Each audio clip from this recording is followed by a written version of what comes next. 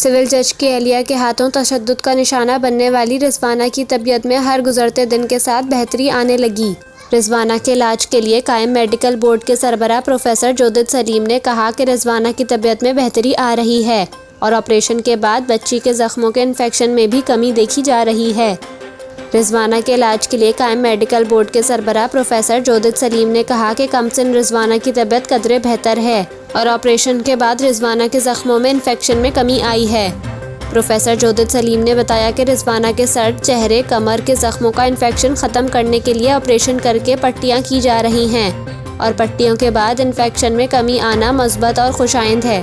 जख्मों का इन्फेक्शन ख़त्म होने के बाद प्लास्टिक सर्जरी की जाएगी। सर पर जख्म ऐन दरमियान में है। रिजवाना अभी सिर्फ बैठ रही है।